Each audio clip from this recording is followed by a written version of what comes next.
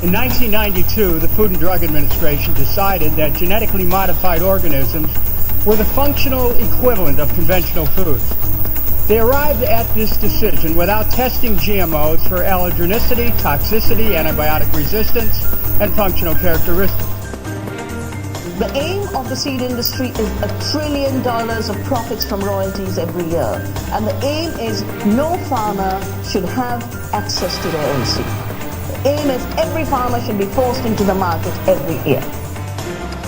All across our country, our people are becoming more and more conscious about the foods that they are eating and the foods that they are serving to their kids. And this is certainly true for genetically engineered foods.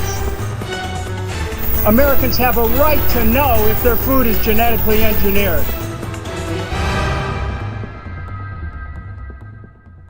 Hello and welcome to Mad Science, the Genetic Crossroad. I am your host, Anna Kavanaugh, and I want to thank you for joining me for the broadcast tonight. Agenda 21. Well, there sure has been a bit of talk about it lately. If you've never heard of it before, don't be alarmed, as there are many folks out there who haven't. But there are also many out there who already have, and a lot of them are up in arms over it. Why? What is it? Well, Agenda 21 is basically an action plan for the 21st century that was created by the United Nations in the early 1990s as a way to centralize and use global resources more efficiently and effectively to create a sustainable future. The word sustainable comes up quite a lot in the language surrounding Agenda 21, and to be honest, at first glance, the whole thing sounds really pretty good. Better efficiency and productivity, better utilization of resources, combating poverty, protecting the fragile environment, and more. But is it really all that it's cracked up to be? Is there more to it than meets the eye? Well, some are saying that the global sustainability push is really a transparent plot to centralize power in the United Nations and promote special interests at the expense of private property rights, national sovereignty, and individual freedoms. Now, whether that thinking is right or wrong remains to be seen. But what makes Agenda 21 particularly interesting as of late is the fact that corporate giant Monsanto recently joined the World Business Council for Sustainable Development, which is a group of powerful corporate players, including major banks and big oil companies, that have a very keen interest in Agenda 21's objectives. On the surface, it has all indications of benefiting countries with struggling economies and minimal resources, helping to make them sustainable. But why is there such interest by these corporations and these banks? The fact that such incredible wealth is suddenly so interested in humanitarian endeavors and philanthropy makes one wonder if there is something else at work here. Why do these multinational corporations and organizations value the Agenda 21 doctrine? And how would they benefit from being involved in this program? Well, these are some of the questions I want to examine this evening as we discuss all aspects of Agenda 21 and what the real implications are behind the scenes. Well, first let's look at what Agenda 21 actually is. Beginning in 1989, the United Nations Division for Sustainable Development drafted a document addressing ideas for moving toward global resource sustainability. The finalized document was then presented at the UN Earth Summit Conference held in Rio de Janeiro in 1992, and it was overwhelmingly approved with 178 different governments voting to adopt the program at the time. And so, Agenda 21 was born. It contains over 300 pages and is divided into 4 main sections spelling out structured action plans for fighting poverty, especially in developing countries, changing consumption patterns, achieving a more sustainable population, atmospheric protection, combating deforestation, control of pollution, and the management of biotechnology. It also addresses the roles of non-government organizations, local authorities, and businesses, as well as specifically how technology, education, and financial institutions should be organized and implemented. Since its official introduction at the conference in Rio de Janeiro, Agenda 21 has been adopted by more than 200 countries worldwide and has been progressively modified and updated at different UN summits throughout the years. And one of the primary philosophies behind Agenda 21 is that the degrading global environment is the number one problem we are facing today, and that all the negative impacts springing from this are being caused by human activity. And so by that logic, human activity needs to be tightly monitored, regulated, and controlled for the benefit of the greater good and then it must be managed at all levels from global to local. This is the problem, the very, very big problem that many folks are having with the idea of Agenda 21. On the surface, it looks and sounds great, but to achieve the objectives it's spelling out means that we are ultimately handing over control to a centralized, profit-minded, small group of people who view the rest of us as the problem. Although there may be a lot of truth to the fact that many of the problems we currently face have been created by our own hand, it seems a bit misguided to implement a program that considers increasing global population as one of the primary causes. For example, 10% of the world's populations, with the highest income, which is about 700 million people, are really the ones responsible for the majority of problems concerning the environment and depletion of natural resources. The poorest 40% of people on Earth are estimated to consume less than 5% of the existing natural resources, and the poorest 20%, which is about 1.4 billion people, use less than 2%. So if somehow the poorest billion people on Earth disappeared tomorrow, it would barely be noticeable and have very little effect on global natural resource use and pollution. So keep in mind that poor countries with higher population growth tend to have the lowest greenhouse gas emissions per capita.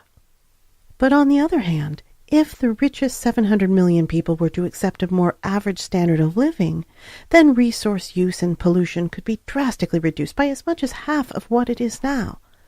When considering global resource consumption and environmental degradation, it's really not the majority of the population on this planet that is to blame if we're going to be pointing fingers. To implement a program like Agenda 21 that considers the greater population mass as the problem and then goes on to target it, whoever is deemed it at any particular point in time, as needing regulation and control, that's very, very unsettling. Now let me come back to Monsanto. How is Monsanto involved? In January of this year, Monsanto joined the World Business Council for Sustainable Development, an organization founded along with Agenda 21 at the 1992 Rio Earth Summit to ensure that the corporate voice was heard at the forum. The general consensus was that business had an essential and prominent role to play in Agenda 21 regarding the push for a sustainable society. The World Business Organization is known for its membership comprised of corporate CEOs from big oil companies, major banks, auto industries, and is supported by the likes of the Rockefeller and Ford Foundations. In short, monetary resources are virtually unlimited. But now how does any of this relate to the GMO biotech industry? Well, the United Nations views biotechnology as a means to achieving their sustainability goals in the agricultural sector, and therefore they fully embrace it. Let me reiterate that. The UN views biotech, genetic engineering practices, as a means of achieving sustainability, and therefore fully endorses and embraces it. Agenda 21 contains an entire chapter speaking to the benefits of biotechnology and how it should be broadly implemented, especially in underdeveloped countries. It says that biotechnology offers new opportunities for global partnerships and that well-coordinated efforts involving cooperation between scientists, financial institutions, and biotech industries will be required. The agenda goes on to say that significant new investments and human resource development will be necessary in biotechnology through the coming years, with major support from governments, international organizations, biotech corporations, and academic institutions. This is all reminiscent of what some would call the Monsanto agenda, and even coincides with what they've been trying to do for years, which is accessing developing countries, sometimes illegally, and pressuring the use of their GMO seeds under the guise of helping those countries. They have done this in Argentina, Brazil, Paraguay, India, Africa, the Philippines, and many others throughout the world. However, Monsanto's so-called humanitarian efforts have nothing to do with helping, and everything to do with opening new markets that they can capitalize on monetarily. Agenda 21 is the perfect avenue for Monsanto to continue their business model because it grants them not only access to more countries, but it supplies them additional resources and support from the UN. What better way to gain a monopoly of the world food supply than to be endorsed by the United Nations, all under the illusion of a cooperative venture to increase agricultural sustainability? Some would say this is the perfect cover for a company wanting to expand its reach internationally. So why did they wait until this year to jump on the wagon? If we look at Monsanto's history, it's clear they have been progressing and expanding exceptionally well, independently, despite their competition. But they've also run into many barriers in their attempt to tackle foreign markets, which has held them back considerably. Barriers that are due mainly to their own questionable and illegal practices in doing business. For example, a few years ago in Indonesia, Monsanto bribed 140 government officials with over $700,000 to bend regulations and allow their GMO cotton to be grown there. They ended up getting fined $1.5 million for this illegal activity and have had major troubles in the region since. They also met strong resistance in Haiti, where farmers rejected donations of their GM corn after the 2010 earthquake there. More recently, Japan and South Korea rejected the import of Monsanto's GMO wheat that was illegally grown and harvested in Oregon. Other countries like Mexico, Russia, Australia, Peru, Egypt, and many more all have had bad interactions with Monsanto, bribing their government officials and farmers, fixing elections, using United States foreign policy as leverage, illegally planting GMO crops, doing underhanded deals, and the list goes on and on. The UN is above all of this, though. They are viewed as the great neutral peacekeeper of the world and project the image of moral integrity by helping countries through providing resources and aid. It makes sense, then, that Monsanto sees an opportunity to gain acceptance and access to those countries that are giving them resistance by piggybacking on the UN. In other words, Monsanto has reached the point that to expand their business more effectively in the international domain, they must utilize the UN and Agenda 21 to provide a gateway into these countries. And this is the primary reason they joined the World Business Council for Sustainable Development earlier this year. That was their way in. And by joining, they also immediately gained resources and partnership opportunities with other involved corporations. And it's worth noting that all the other biotech chemical companies making up the Big Six or the Six Kings, Syngenta, Bayer, BASF, Dow, and DuPont, well, they're already members of the World Business Council as well, along with many other opportunity-seeking corporations looking to capitalize on vulnerable countries. Take, for example, Siemens, a multi-billion-dollar company who is a major contributor of renewable energy development and production worldwide, which includes biomass and biofuel operations. Renewable energy is a very popular buzzword in international government circles today, and it fits really nicely in the language of Agenda 21 with regard to sustainability alternatives. But renewables that are used in biofuels particularly impact the environment in very negative ways, for example, through massive deforestation projects. And as a result, they need to replenish these resources quickly through GMO trees and crops engineered to grow quickly and withstand heavy doses of pesticide. Well, this is a very fortunate coincidence for biotech chemical companies like Monsanto, Dow, and DuPont, who are the ones providing the GMO biomass technology and associated chemicals to be used in these green technology processes. Siemens doesn't have the best track record either. They have been involved with bribery to win energy contracts, price fixing of electrical power markets in the EU, and aiding Iran in illegal surveillance and supplying materials for their nuclear program. And let's also talk about Chevron, one of the largest oil companies in the world.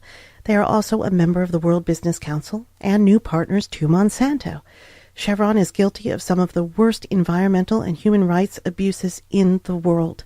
They are responsible for seriously damaging the ecosystem and people of Ecuador by dumping toxic byproduct into rivers and streams instead of reinserting them into the ground. And then they lied, telling the locals the oil contained harmless vitamins and minerals.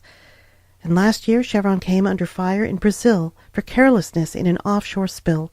Brazil filed a lawsuit for $22 billion, claiming Chevron was not careful enough when dealing with risky offshore oil fields. The suit is still unresolved. In Nigeria, they collaborated with the police and military that opened fire on peaceful protesters opposing the extraction of oil in the Niger Delta. Chevron has also hired the mercenary group Blackwater to conduct operations for them. These guys are perfectly compatible with Monsanto on many levels. Misuse and cover-up of toxic chemical abuse affecting the public is reminiscent of Monsanto's negligence with PCB contamination, DDT, Agent Orange, and glyphosate, even still claiming these are safe for human contact despite the thousands of people dead or seriously afflicted because of them. And then there is the obvious connection with Blackwater, which Monsanto now owns. Associations with big oil companies also benefits Monsanto because they need something called petroleum coke, which is an oil refinery byproduct, and they need this to produce their Roundup herbicides. Yet another beneficial association for Monsanto and big component of the UN's Agenda 21 are the many international banks involved. The World Bank has collaborated with the United Nations in nearly every region and sector for years, but they are also notorious for imposing harsh conditions and penalties on loans made to governments around the world. Surprisingly, they are heavily involved and invested in the oil, gas, and mining industries, which are highly destructive and non-eco-friendly, taking away long-term sustainability for host countries. Well, this is very contradictory, considering two of their main tenets are the reduction of poverty and the support of Agenda 21 sustainability goals. And it's also disturbing to know that the largest banks are not purely lending institutions anymore, as they have been understood to be, but rather they've been morphed into towering businesses that make profit by owning large pieces of industries, such as the electrical energy sector. This has nothing to do with banking and everything to do with a business having enormous working capital to invest in and to control markets. Bank of America Chairman Charles Holliday was named the co-chair of the UN's high-level group on sustainability energy for all. Should a banker be in charge of making decisions on energy policy? It appears, as far as the UN is concerned, that job goes to the highest bidder. Banks in control of industries and commodities can be useful partners to companies like Monsanto, especially when they can provide huge financial resources toward green energy and biotechnology. These are the types of entities that comprise the membership of the United Nations Sustainability Plan and are now partnered with the likes of Monsanto.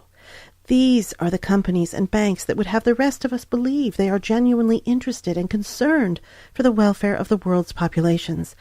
It doesn't take much investigation to discover that rather their intent is to exploit the populations and are using their interconnections with each other through shared personnel, shared resources, and common business objectives to do it. But as if this is not bad enough, the underlying motivations for Agenda 21 are even more sinister. It seems the real crux of the matter is that the UN agenda ultimately seeks to unify the governing entities of the world into a single governing body, or planetary corporation, if you will, that can be managed, monitored, and controlled at all levels. To accomplish this transition, it is said that the populations of the world must be gradually reoriented to accept this kind of reality and to view consumption, government, and their place in the global community in a different light.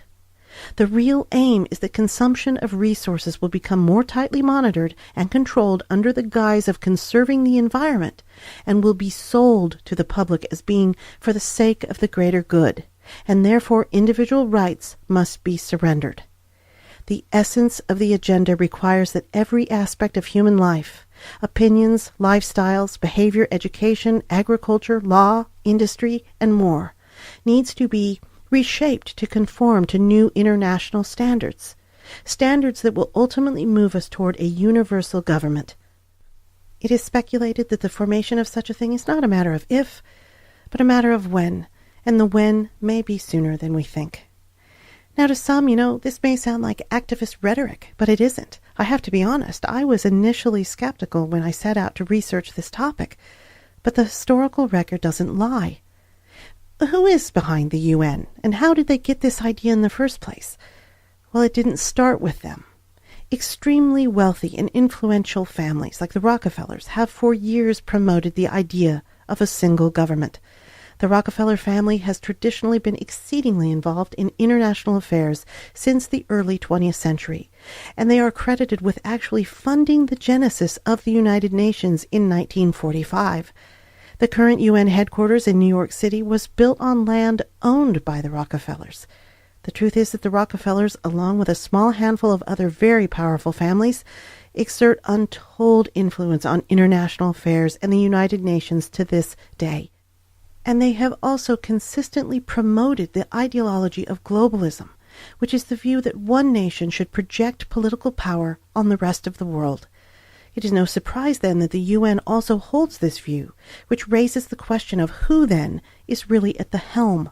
Is international policy in the hands of the super elite? Maybe that's not such a stretch.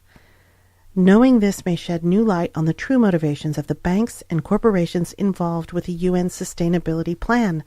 Maybe it is a matter of grabbing as much power and securing the highest place possible on the totem pole before a one-world universal government solidifies. The formation of a world government may not seem imminent to us now, but that doesn't mean we should disregard it as propaganda. Nor should we assume that the Agenda 21 protocol is not happening. It is happening. More recently, it has actually been gaining momentum, and it will be affecting our lives increasingly in the next few years. This will include greater regulation of water, electrical power, transportation, and eventually denying human access to certain wilderness areas. Property zoning will be readjusted to prioritize and accommodate government-subsidized housing, urban centers, or green projects requiring land use. But one of the most troubling impacts of the Agenda 21 plan will be the endorsement and expansion of biotechnology practices worldwide. Not only will there be a greater demand for green energy resources requiring GMOs and chemicals, but also more genetically engineered food crops, pharmaceuticals, and a smear of other GMO products. Because of the sustainability plan and the shift in belief that world food supplies cannot be met without a GMO overhaul of global agriculture, biotech corporations like Monsanto will enjoy domination of food markets worldwide. The kicker is that the U.S. government agencies, such as the EPA and USDA, will be used as leveraging points, denying grant funding and support at the state and local levels if these types of sustainable plans aren't adhered to. Monsanto already enjoys immense power and influence in the U.S. government, placing them above the law. Now, with the endorsement of the UN and Agenda 21, as well as other corporate powers, they may just become virtually unstoppable, unless consumers stop them. But that's another show. Now I'd like to move on to a part of the show called The Listener's Voice, which is where folks out there can write into the show and share their thoughts and comments or ask their questions. And during each broadcast, I'll get through as many as I can. I've actually pulled a few out of the bag from earlier write-ins that I didn't get a chance to respond to. So here we go. Selena wrote in and says, "Hello, Anna. I've listened to most of your shows in the archive listens, and am feeling much more informed on the whole subject. I feel that I can communicate on the topic much more intelligently, and have even interacted in other forums online concerning the topic. This year, I used Miracle-Gro and noticed that my tomatoes grew like Jack's beanstalk. They should be called tomato trees. But just a couple weeks ago, I learned that Miracle-Gro is a Monsanto product. This got me wondering if they are able to place GMO material in Miracle-Gro that would enter a growing garden plant. Is this possible? And what do they put in that soil that makes things grow so out of control? Is it just a special fertilizer? Thank you." Well, hi, Selena, and thanks so much for writing into the show. To answer your question, yes, there is a risk of GMO contamination of fertilizers, since many of them are plant-based and could be derived from GM corn or soy. So yes, the Miracle-Gro may contain GMO material, but it isn't likely that it will be absorbed into your garden plants through the soil. GMOs just really don't work that way. But there are other things to consider if you're using Miracle-Gro. It's full of synthetic materials. Go figure, it's a Monsanto product, but it's primarily made up of chemically derived phosphorus, potassium, and nitrogen, among other synthetic chemicals. And it's not really considered healthy for the soil. Miracle-Gro is engineered to be particularly high in nitrogen, which has the effect of increasing leaf production, which is how those plants grow quickly and so tall, or as you said, grow so out of control. But it typically will also reduce flowering and vegetable production. And I should say that the high nitrogen content Monsanto packs into this product is derived from fossil fuels like coal and oil as well. And also, even though GMOs may break down in the soil and not be absorbed directly into a plant, there have been some studies showing that chemical pesticides and other pollutants are fully capable of absorbing directly into plants and distributing throughout the plant cells. So these are just some things to consider when buying anything from a chemical company with a track record like Monsanto.